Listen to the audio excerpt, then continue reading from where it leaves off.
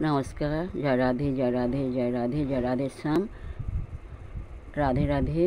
जय वृंदावन बिहारी लाल की जय, कृष्ण कन्हैया लाल की जय, बांके बिहारी लाल की जय। जय राधे जय राधे जय राधे श्याम। राधे राधे। এখন আলোচ্য বিষয় হলো গীতা শ্রীকৃষ্ণের কয়েকটি শিক্ষামূলক মধুর অমৃত কথা আমরা এখন শ্রবণ করব। রাধে রাধে।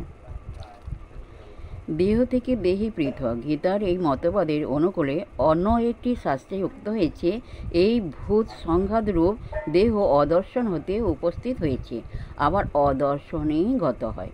ওই দেহ তোমার নয় এবং তুমিও তার নও। তখন বৃথা শোক করে কী হবে? এটি কোন শাস্ত্রের উক্তি? এর উত্তর হলো, এটি মহাভারত শ্রী পর্ব শাস্ত্রের উক্তি।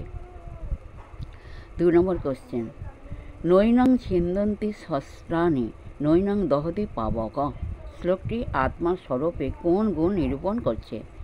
এর উত্তর হলো, আত্মা অবিক্র এবং অবিকারী। পরবর্তী কোশ্চেন। বাসাংসি জীর্ণানি যথা বিহায় নবানি গৃহনাতি নরহ পরাণি। এই উদাহরণের সাহায্যে ভগবান শ্রীকৃষ্ণ কোন সত্য তত্ত্বকে বুঝাইতে চেয়েছেন? এর উত্তর হলো, গতাগতি আত্মার নয়, সূক্ষ্ম শরীরের। জয় রাধে জয় রাধে রাধে শ্যাম। রাধে রাধে। পরবর্তী কোশ্চেন। জ্ঞানীর উদয় হলেই তৎক্ষণাৎ অজ্ঞান নাশ হয়। এই বাক্যের অনুকূলে শ্রী রামকৃষ্ণদেব কি উদাহরণ দিয়েছেন? এর উত্তর হলো, 1000 বছরে অন্ধকার ঘরে আলো এলে তখনই অন্ধকার নষ্ট হয়।